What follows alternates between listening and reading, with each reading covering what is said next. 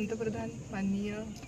मोदीजी आणि आपले महाराष्ट्राचे मुख्यमंत्री आदरणीय देवेंद्रजी फडणवीस साहेब आणि साताऱ्याचे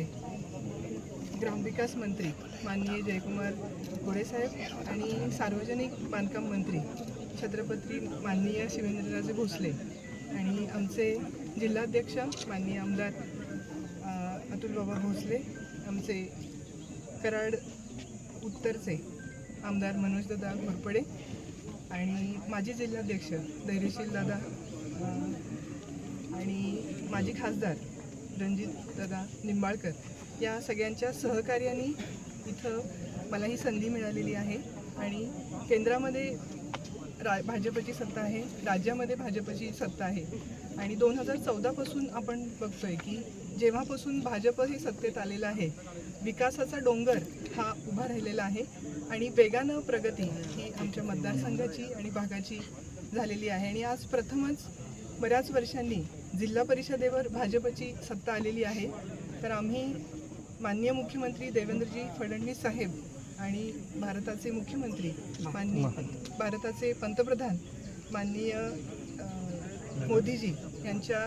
विचारांनी हा पूर्ण आमचा जिल्हा हा विकासाच्या दृष्टीने एक महाराष्ट्रामध्ये आयडॉल होईल या पद्धतीनं आम्ही सर्व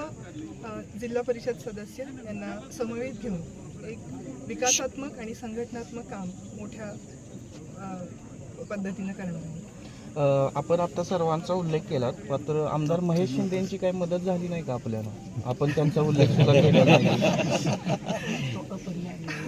आमदार महेश दादांची निश्चितपणे मदत झालेली आहे, त्यांच्यामुळेच आम्ही इथे आहोत। खरं तर तुम्ही जिल्हाध्यक्ष झालेला आहात,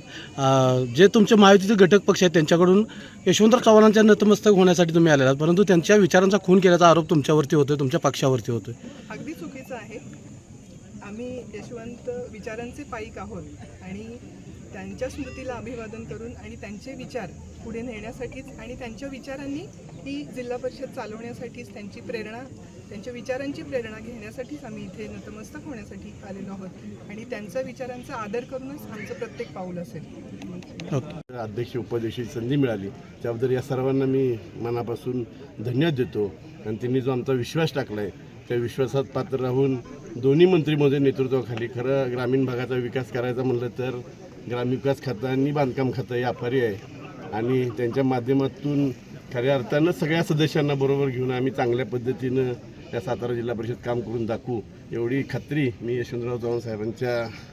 पवित्र स्मृतीचं अभिवादन आपल्याला देतो। कामेश कांबळेंच्या मतदानावरून शंभूराज देसाईंनी आक्षेप घेतला आहे, त्यांचा जबरदस्त हातवर केला गेला। आता कसं आहे, शंभूराज देसाई साहेब जिल्ह्याचे पालकमंत्री आणि त्यांच्यावर काहीतरी बोलायचं आम्ही काय त्याला योग्य उत्तर आमच्या सर्व नेते मंडळींनी दिलं आहे। परंतु काल आपण महेशदादांची प्रेस बघितली असेल, महेशदादांनी 2 वर्षापूर्वी जे बंड केलं होतं या शंभूराज देसाईंच्या नेतृत्वाखाली गुवाहाटीला जाऊन 50 आमदार किंवा ह्या महाविकास आघाडीच्या लोकांच्यावर राहायचं नाही आणि या लोकांच्यावर आपण ज्यांच्यावर आपला नॅचरल आलायचं आहे आपण भारतीय जनता पार्टीने शिवसेनेवर अलायन्स केला आणि त्यांच्यावर राहिलं पाहिजे आणि चुकीच्या पद्धतीनं उद्धव ठाकरे सरकारने ते उलटून पडायचं काम या शंभूराज देसाईंनी केलं होतं आणि 2 वर्षात त्यांना काय उपरी झाली की त्याच लोकांना एकत्र घेऊन परत सातारा जिल्हा परिषदेमध्ये करायला निघालं। ते महेशदादांनी काल सांगितलं की जो नॅचरल आलायन्स त्या पद्धतीत झाला पाहिजे आणि कामेश हा पूर्वीपासून स्वर्गस्वी भाऊसाहेब महाराजांच्यापासून त्या हस्तगत आमचाच कार्यकर्ता आहे, इथून पुढे आमचं राहणार। खरं तर सातारा जिल्ह्यात भाजपचा आता झेंडा सर्वत्र झालेला आहे, याचं खरं श्रेय जिल्हाध्यक्ष म्हणून करेक्ट कार्यक्रम केला असं वाटतं अतुल भोसलेंनी? 100% अतुल बाबांचं सिंहाचा वाटतं।